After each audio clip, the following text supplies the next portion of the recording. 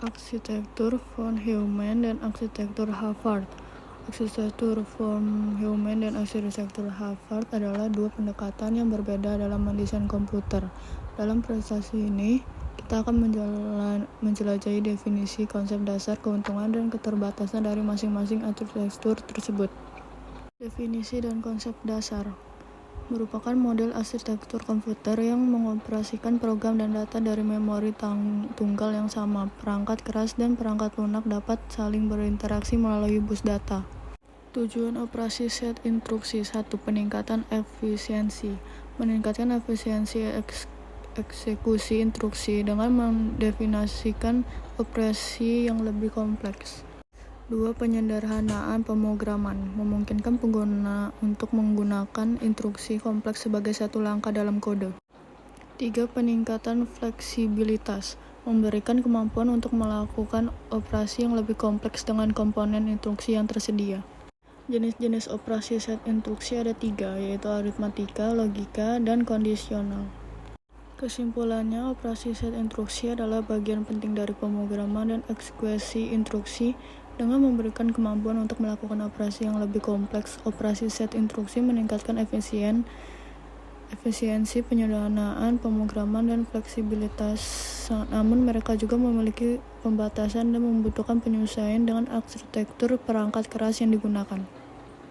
Apa itu program dan set instruksi atau DSI? Definisi: DSI adalah serangkaian instruksi logis dan struktur yang menginstruksikan komputer dalam menjalankan tugas tertentu. Komponen utama DSI terdiri dari perintah, operasi, algoritma, dan struktur data.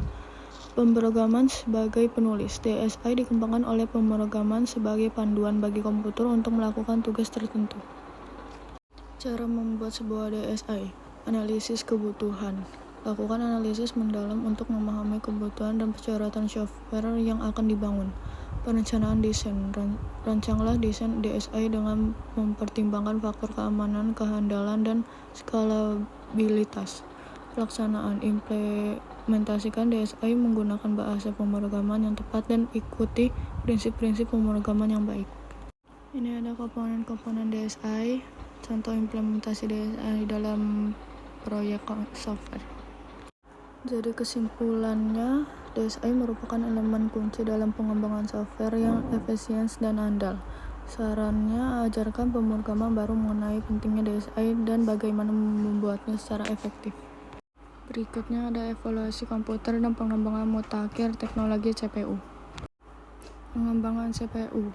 Prosesor pada awalnya hanyalah mesin sederhana dengan kapasitas terbatas, namun dengan perkembangan teknologi, prosesor saat ini sangat kuat dan mampu melakukan berbagai tugas kompleks dengan cepat. Tren terkini di pasar CPU. Teknologi CPU terus berkembang dengan cepat. Tren terkini termasuk peningkatan performa, efisiensi energi yang lebih baik, dan integrasi komponen seperti grafis terpadu. Berikutnya ada aritmatika komputer.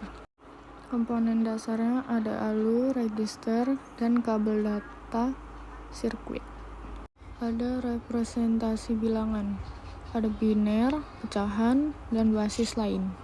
Fungsi dan aplikasi.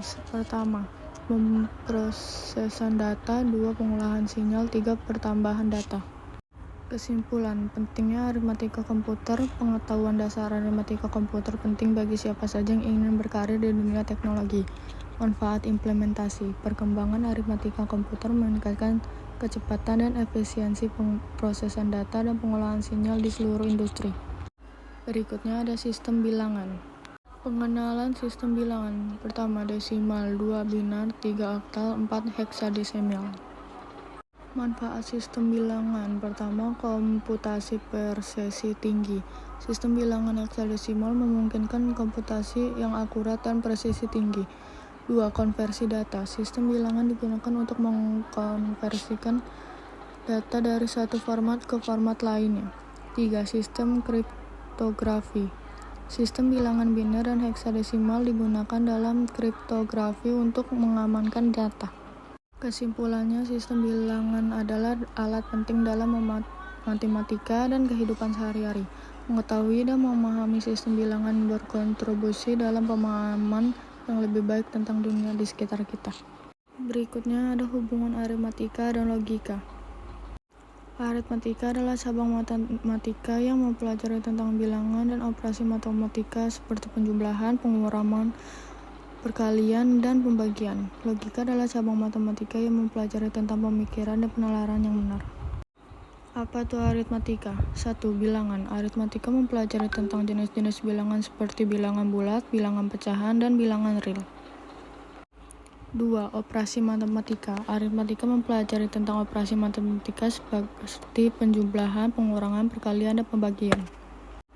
3. Penerapan aritmatika. Aritmatika digunakan dalam berbagai bidang seperti keuangan, ilmu pengetahuan, dan teknologi. Apa itu logika? 1. Pemikiran logis. Logika mempelajari tentang cara berpikir dan mengevaluasi argumen dengan benar menggunakan aturan dan prinsip logika. 2. Penalaran deduktif. Logika mencakup penalaran deduktif yang menggunakan premis dan aturan logika untuk mencapai kesimpulan yang benar. 3. Penerapan logika. Logika digunakan dalam matematika, filosofi, ilmu komputer, dan kehidupan sehari-hari untuk memecahkan masalah dan membuat keputusan. Ini ada contoh penggunaan aritmatika dalam logika dan contoh penggunaan logika dalam aritmatika. Penerapan aritmatika dan logika dalam kehidupan sehari-hari.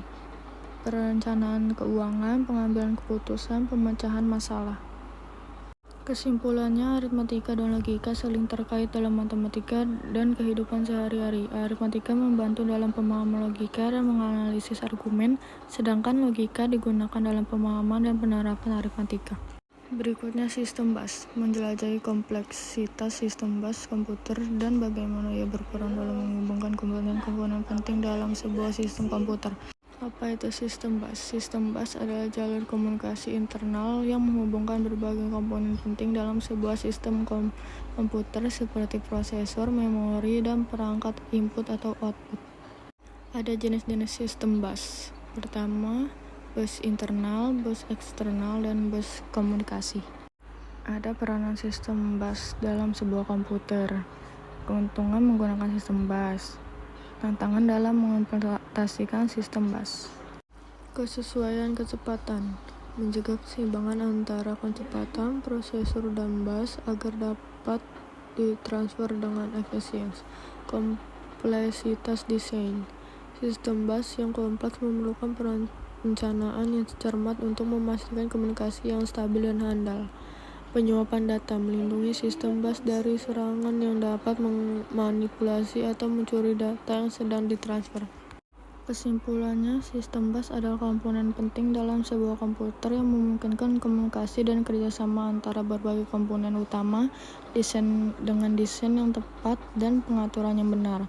Sistem bus mampu meningkatkan kinerja dan konvensionalitas komputer secara efisien.